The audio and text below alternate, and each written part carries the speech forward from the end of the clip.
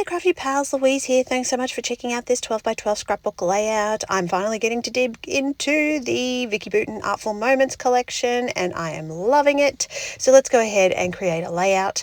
Now I've explained in previous videos that I didn't actually buy the whole collection. So when the original collection, whose name escapes me right at this present time, but when the original collection, when Vicki started with 49er Market came out, Flower Emporium, there it is, Flower Emporium. I bought everything. I bought both paper packs, I bought all the ephemera, I bought all the rub-ons, all the die cuts, all the titles, pretty much whatever was released, I bought it. And now that I've used it, I know what suits my scrapping. I know what I like and the pieces that I'm actually going to use. So this time around I didn't buy everything. I was a little bit more restrained. And this just really comes down to having too much stash that I should be using up. So yeah, I decided I only bought some of the pattern papers, one pack of titles, one packet of ephemera, and the rub-ons. Oh, sorry, I did buy the 6x8 patterned papers as well. So yeah, I've got a sort of, not a limited amount of collection, but let's call it a choice amount of collection. So as you can see, I've chosen a background and I started with two photos that I thought would work together but didn't really work together. So I'm going to go with these two photos which were from our time on a recent cruise, and we just went as a couple and had a really nice relaxing time. The kids stayed home, you know, just really restful, cruised around out of Brisbane into the sort of waters and really just chilled out. It was really fun. So these are a couple of memories from those cruise moments. And as you can see, I'm really just thinking about my layering. I've got that section to the left, which is, I think you'd call it like a paint swatch. And I'm going to use that as kind of my journaling center, which is the original idea, but doesn't actually tend to work out that way. It's sort of, the layout just changes and evolves. So one of those things when you're scrapping, it sometimes happens, and you kind of just have to go with the flow. So when I'm creating, I definitely like to make sure that I build my cluster and my elements first. So you'll see that I'll tuck little pieces in behind, you know, and as I sort of develop this, then I know exactly how much medium or area to work with I have behind my layout. So I've always envied crafters who can just create those beautiful backgrounds and then are fine with covering it up. I really struggle. I must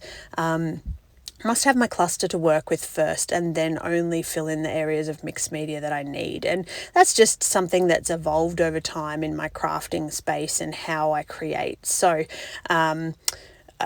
I'll sort of have a bit of an idea, and if I'm not sure what kind of mixed media I want to put in the background, I might actually let the layout sit for a little while, and sometimes I'll come back just to some standard kind of techniques. You know, I might stitch a circle in the background or use a bit of distress ink through a stencil. So it doesn't have to be super tricky. It's really just about how I feel about the layout and what I think would enhance it. So these little 6x8 pieces were super cute. I thought they were going to make a great border, and so off camera I did end up separating them and cutting a third little blue-green piece to tuck in under the clustering there. And this is that part where I'm sort of going to take out the pieces that really don't have much value to the layout. And you know, if you've watched my channel before, you've definitely seen this technique. It's super simple. We take some black gesso and just use a spatula to create like that shadow sort of effect in our layers. So I'm building around those circles, and see how, because I've marked off the places that I don't want gesso to go, you don't have to waste product or overthink where you're putting the gesso and what's going to get covered up later. So this to me is quite fun. You know, it builds from the top left, moves down to the bottom right. We've got that shadowing effect, and it just comes down to now using the bits of the collection to sort of make a few enhancements. So in this case, I'm going to pop a few more circular rub-ons on the background. So I didn't necessarily have circles in mind when I was starting to create this layout, but yeah, that fussy cutting element just sort of developed, and to be able to continue the page on, I simply went with some circle rub-ons, and I really like these. I think they're super cute in the background, just tucked in there.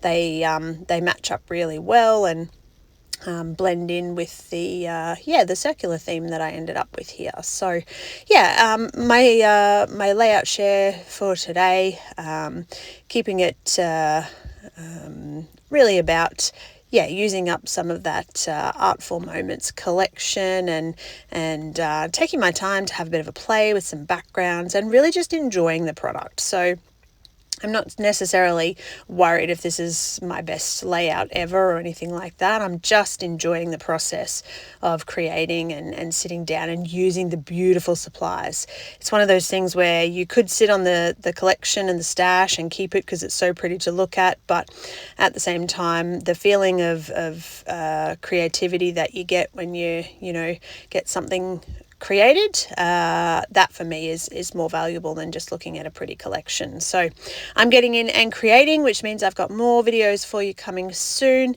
Thank you so much to everyone who visits my channel and checks out my creations. It really is so much appreciated, and I hope that you enjoy the creativity.